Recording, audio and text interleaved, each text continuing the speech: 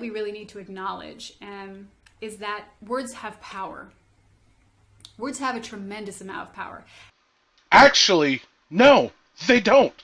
Words have no fucking power whatsoever. I, I, I get that a lot of people think words have power, but they fucking don't. I can sit here and tell everybody to go fucking kill themselves. Doesn't mean they're all going to. Most of them aren't. Most people would just get offended and say, dude, go fuck yourself, you're a fucking asshole. As simple as that. If words had power, if I was to say, go kill yourself, everybody would do it because my words have power. But they don't. Words are just words. Words are ways for us to convey how we feel, what we think, our ideas. That is the fucking point! And perhaps it's growing up on the digital, in digital spaces where words and language seem like a infinite currency that just, we can say whatever, throw it into the ether and it means nothing. The worst thing that could happen is some person gets mad at you and calls you a dick. Who cares? There's like no real world consequence.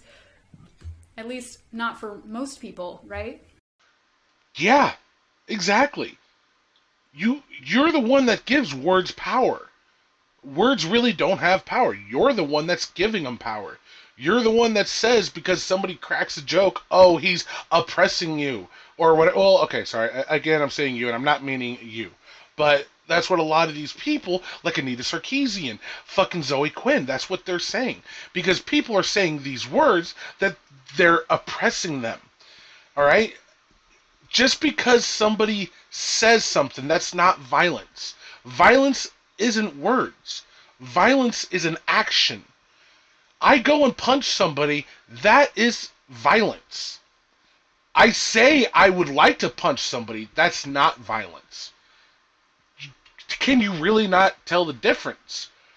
Words don't have power. Fucking people have power. Not usually a real world consequence for most. But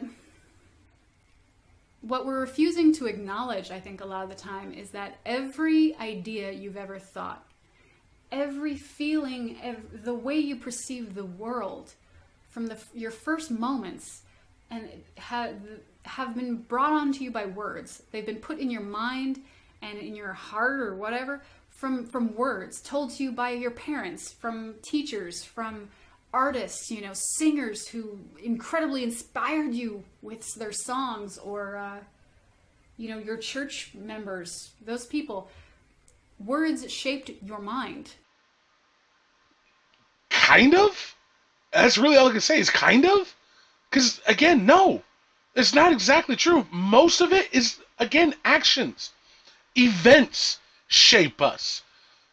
Life experiences shape us. Yeah.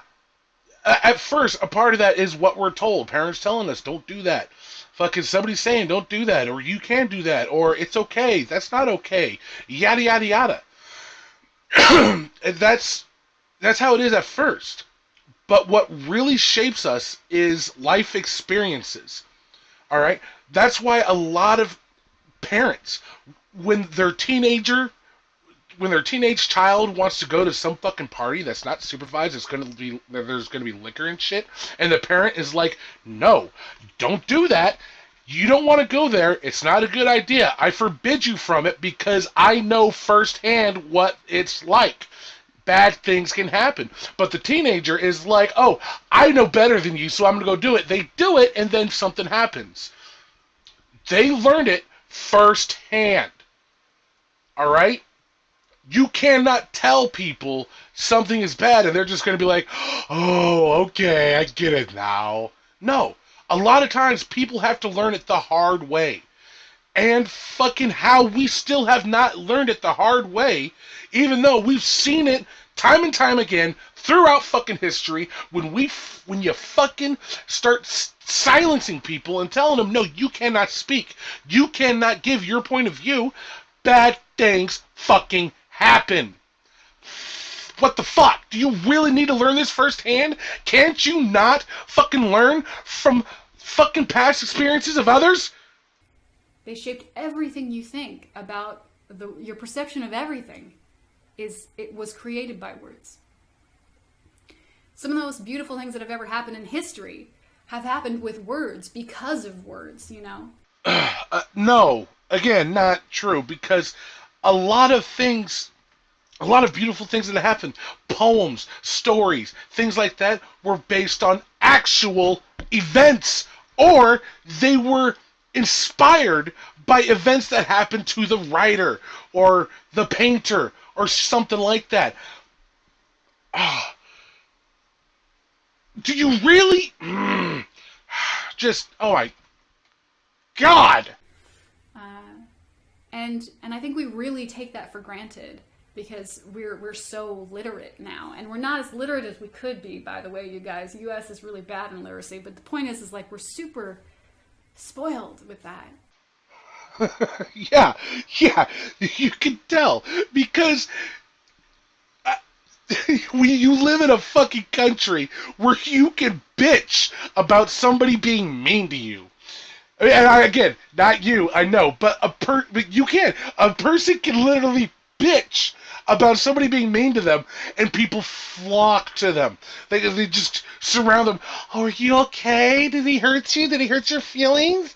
Oh my God, I can't believe he said that. What did he say? Oh my God, he said your idea was bad. Oh my God. Do you not know that there are countries out there where if you say anything bad about the government, you die?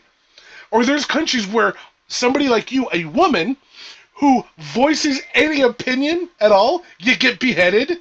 Do you not realize that? Yeah, you are fucking spoiled. Um, what I think also people don't seem to want to acknowledge these like free speech. I can't possibly call them extremists. Like perhaps free speech absolutists. Advocates would work. Free speech advocates, because that's what a lot of these people are, just free speech advocates. That's it. Like, how. Seriously, you are very intellectually dishonest. That's all I got to say about that. You really are. You can't. Just because they're a little meaner, I guess, maybe use more cuss words or, shit like that, you can't call them free speech advocates because that is literally what they are. You know, is that that there's no downside to it. There seems to be this naive idea that like free speech is all sunshine and teddy bears and like rainbow smiles and marshmallow dreams. It's not. Who fucking thinks that? Nobody does. Nobody thinks the world is fucking sunshine and fucking rainbows. I don't believe it's as bad as the fucking as internet tries to make it out to be, but it's not sunshine and rainbows. The world, the internet, nothing is sunshine and fucking rainbows. So why are you throwing bitch fits about people being mean? Um, that words that can have power in one way also have power in another way. That every horrible, atrocious thing that's ever happened in humanity, the worst things in human history that have ever happened, began with words. Yeah. And things that could have been horribly bad also were ended by words. They began with simple, seemingly innocent conversations. They began with questions. So now, are you saying just because somebody asks questions that they're what? Like, what are you getting at with fucking asking questions? You see, this is the point why people get scared at Anita Sarkeesian and fucking Zoe Quinn going to the UN. This is why people get a little freaked out and get a little pissed off because where does it end? Like, who who decides who gets to say what's acceptable, what's not, what gets people arrested, what doesn't, what questions can we ask, who can we defy, who Who decides all this? And where does it end? Where does it stop? And those things were allowed to fester because no one stopped it.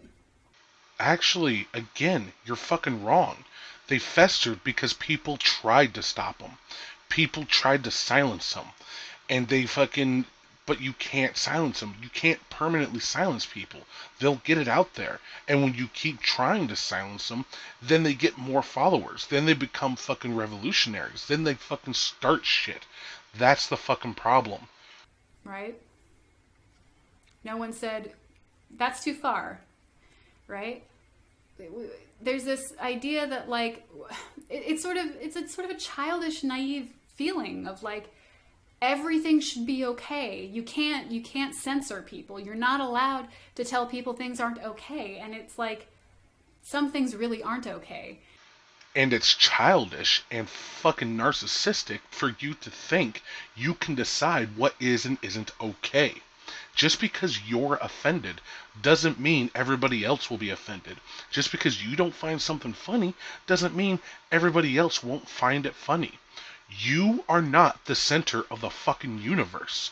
So go fuck yourself and trying to tell me and other people what we can and cannot fucking say. You fucking dumb fucking cunt. And where I'm seeing a lot of conflict is like people disagree on where the line is. Because generally, if you ask somebody who is very absolute in their ideas about free speech, like nothing, no boundaries, you should be able to say whatever you want. And I'm like, is it okay for you to advocate for pedophilia in public spaces and, full view of children? Is it okay for you to do that? Is it okay for you to come to a college campus and advocate for, hurting animals?